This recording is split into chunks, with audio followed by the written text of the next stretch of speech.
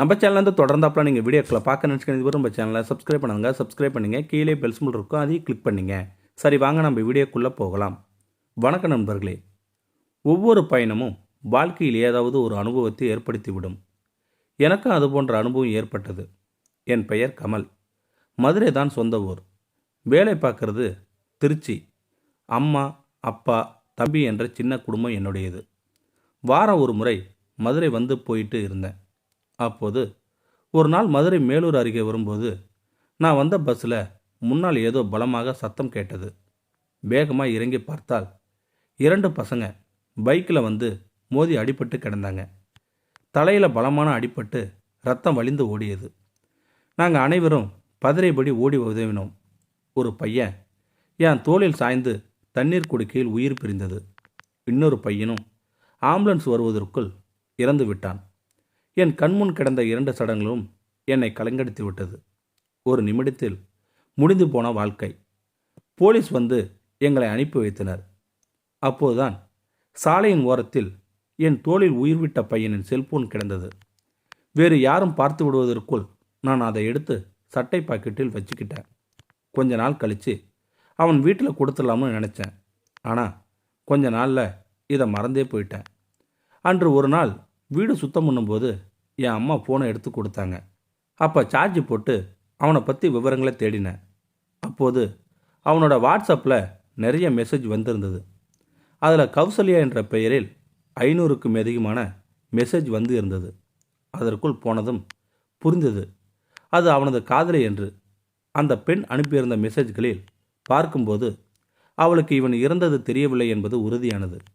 அப்போது ஒரு இன்பாக்ஸில் அவனோட வாய்ஸில் சில பதிவுகள் அவனை பதிச்சிருந்தான். அதை நான் கேட்டேன். ஹாய்கோ, நான் கார். நீ எனக்கு ஃபேஸ்புக் மூலம் தான் அறிமுகமான. எனக்கு கவிதை எழுத தெரியும்.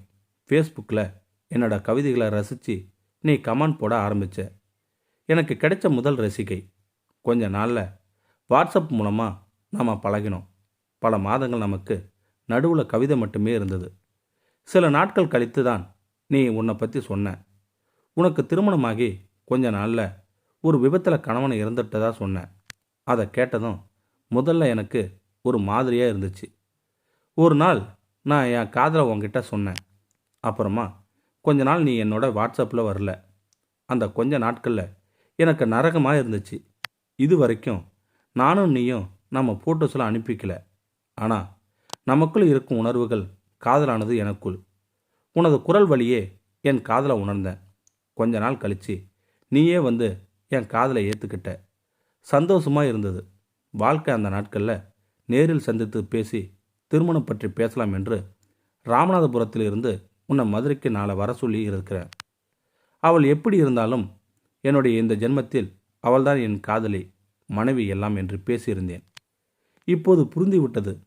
அவள் பார்க்க போதும்தான் இவன் இறந்திருக்கிறான் என்று. இவனது இறப்பு தெரிந்தால் அந்த பெண் என்ன ஆவாள்? மீண்டும் ஒரு இழப்பை தாங்க சக்தி உண்டா அவளுக்கு? நீண்ட யோசனைக்கு பிறகு அவனது ஆன்லைனில் சென்று வாட்ஸ்அப்பில் அவளுக்கு ஒரு குட் மார்னிங் என்று அனுப்பி அடுத்த நிமிடமே எனக்கு ஒரு வாய்ஸ் மெசேஜ் வந்தது. ஒரு மாசமா ஏண்டா வரல, என்ன வர சொல்லிட்டு ஏண்டா வரல, அன்னைக்கு நைட்டு வரைக்கும் அங்கேயே நின்றுட்டு இருந்தேன் தெரியுமா, எனக்கு நீயும் இல்லைனா செத்து போயிடுவேண்டா என்று முடித்து அவள் அழுவது நன்றாய் உணர்ந்தது. முகம் தெரியாத ஒருவன் மேல் ஒரு பெண் கொண்ட காதலை இப்போதுதான் பார்க்கிறேன்.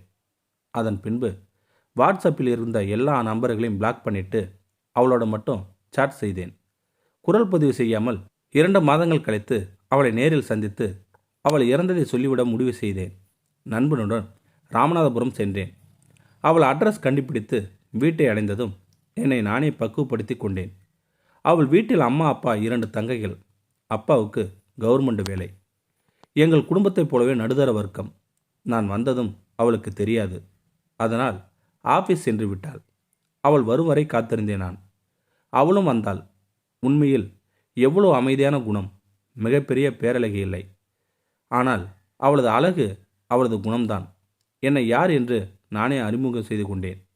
என் நிஜ பெயர் கார். ஃபேஸ்புக்கில் காசே என்றதும் அவள் முகம் வெட்கத்தில் சிவந்தது. என் முன் நிற்க முடியாமல் நிலை குலைந்தாள். என் நண்பன்தான் கொஞ்ச நேரத்தில் குழம்பி போனான். அவள் தன்னுடைய அறைக்குள் சென்று விட்டாள். நான் அவளது அப்பாவிடம் என் காதலை பற்றி சொல்லி அனுமதி வாங்கினேன். என் பெற்றோர் சமூகத்துடன் திருமணம் முடித்து கமலாகிய நான் கார்த்திக் செல்வனின் வாழ்க்கையை வாழ்ந்து வருகிறேன். என் மனைவிடம் என்றாவது ஒரு நாள் உண்மையை சொல்லிவிட வேண்டும் என்று நினைக்கிறேன். ஆனால் முடியவில்லை. இப்போது கவிதைகள் வேற எழுத வேண்டியுள்ளது. சில வழிகள் தீர சிலர் சிலுவைகளை சுமந்துதான் ஆக வேண்டும். நன்றி, வணக்கம். இந்த வீடியோ பற்றி கருத்தை கீழே இருக்கிற கமெண்ட் செக்ஷனில் சொல்லுங்கள். அப்படியே நம்மளுடைய சேனலை சப்ஸ்கிரைப் பண்ணுங்க. சப்ஸ்கிரைப் பண்ணுங்கள். கீழே பெல் சிம்பல் இருக்கும், அதையும் கிளிக் பண்ணுங்கள். தேங்க்யூ ஃபார் வாட்சிங்.